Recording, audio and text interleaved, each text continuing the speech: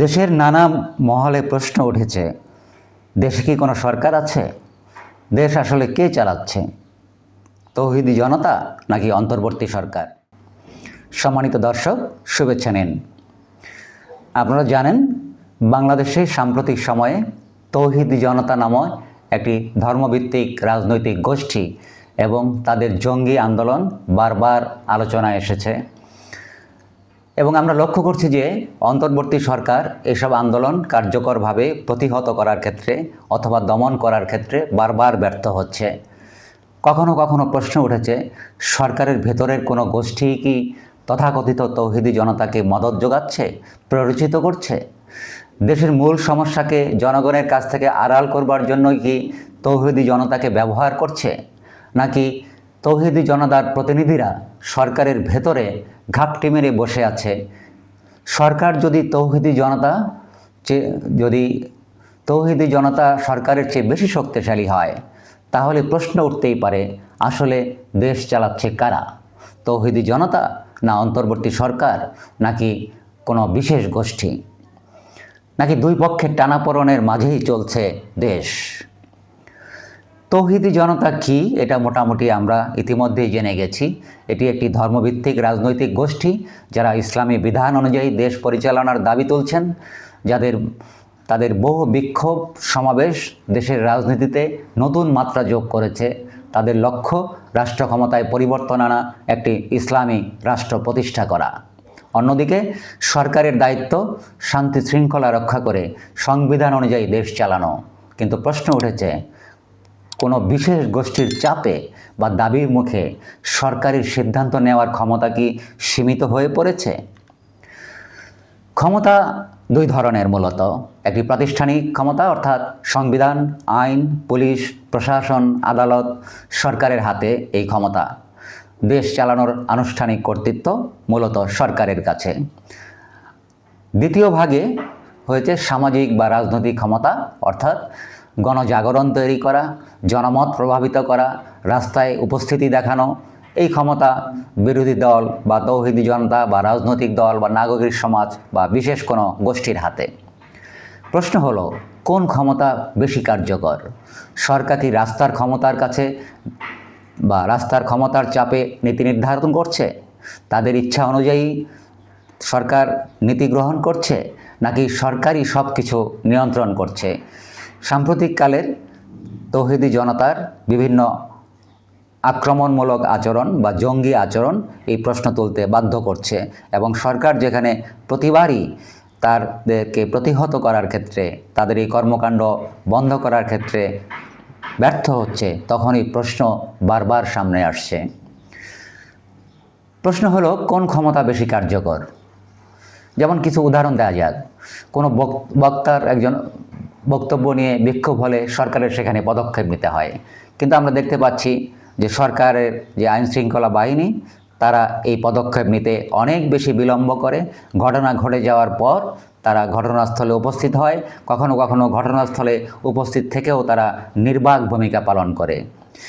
ধর্মীয় ইস্যুতে রাস্তায় বাধা সৃষ্টি হলে আইনশৃঙ্খলা বাহিনীর ভূমিকা নিতে হয়, কিন্তু আমরা সেখানেও দেখতে পাচ্ছি আইনশৃঙ্খলা বাহিনী তাদের ভূমিকা যথার্থ বলে আমাদের মনে হয়নি।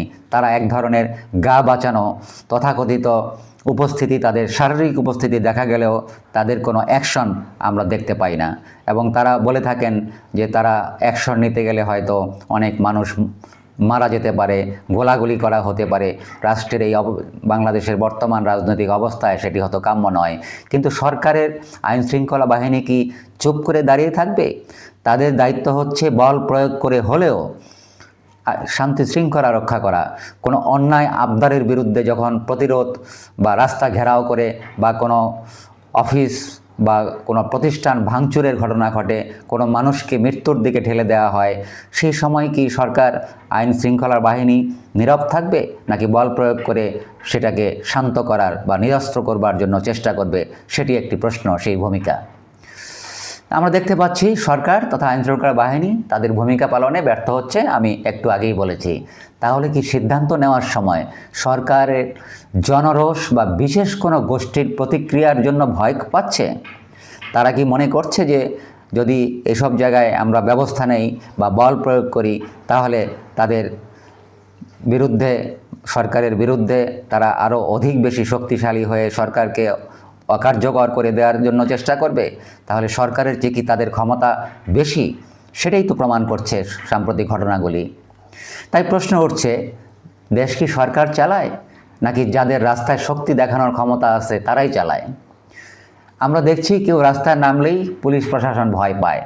তারা এক ধরনের দূরে দাঁড়িয়ে থাকে, দূরে দাঁড়িয়ে তারা ঘটনা লক্ষ্য করে এবং পরবর্তী সময়ে তারা বলে যে আমরা সিসি ক্যামেরার মাধ্যমে সবাইকে চিহ্নিত করতে পেরেছি, সবাইকে আইনের আওতায় আমরা আনবো, কিন্তু প্রকৃত অর্থে আমরা আর কাউকে আইনের আওতায় আনতে দেখি না।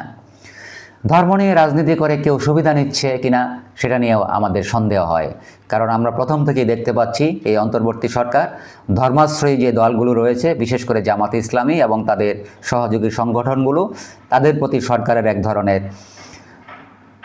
ইতিবাচক অবস্থান রয়েছে।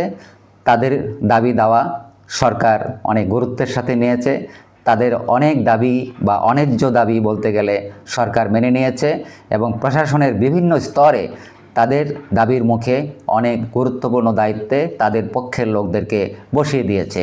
সুতরাং সেখানেও আমরা আমাদের সন্দেহ যে এই সমস্ত লোকেরাই সরকারকে তার স্বাভাবিক কাজকর্ম করতে বা শান্তি শৃঙ্খলা বজায় রাখতে বাধাগ্রস্ত করছে, বা তারাই সরকারের ভেতর থেকে এই ধরনের উস্কানিমূলক কর্মকাণ্ডের মাধ্যমে দেশকে অস্থিতিশীল করার চেষ্টা করছে। আসন্ন সংসদ নির্বাচনকে যাতে শান্তিপূর্ণভাবে করা না যায় অথবা নির্বাচন না হতে পারে, সেরকম কোনো চিন্তা তারা করছে। তাহলে এই প্রশ্নের উত্তর কি? আমাদেরকে প্রশ্নের উত্তর জানতে হবে। দেশ আনুষ্ঠানিকভাবে চালানোর কথা অন্তর্বর্তী সরকার ও তার প্রতিষ্ঠানগুলোর, কিন্তু সেই সরকারেরও নানা চাপের মুখে সিদ্ধান্ত নিতে হয়।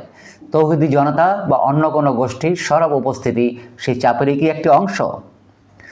আসল প্রশ্ন হলো, আমরা কি এমন একটি ব্যবস্থা চাই যেখানে আইন ও প্রতিষ্ঠান সবাইকে সমানভাবে নিয়ন্ত্রণ করে বা করবে, নাকি বিশেষ কোনো গোষ্ঠীর দাবি বা চাপে রাষ্ট্রের সিদ্ধান্ত পরিবর্তিত হবে?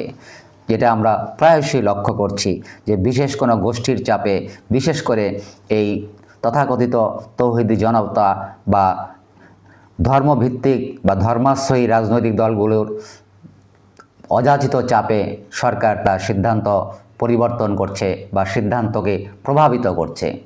এই প্রশ্নের উত্তর শুধু সরকার বা রাজনৈতিক দলের জন্য নয়, এই প্রশ্নের উত্তর আমাদের বাংলাদেশের প্রতিটি নাগরিকের জানা প্রয়োজন।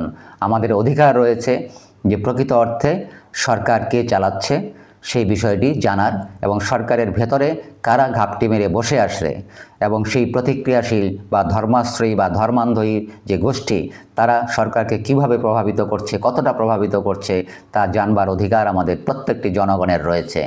এই ব্যাপারে আপনার যদি মতামত থাকে অন্য কোনো, তাহলে আমাদেরকে জানাতে পারেন কমেন্টের মাধ্যমে।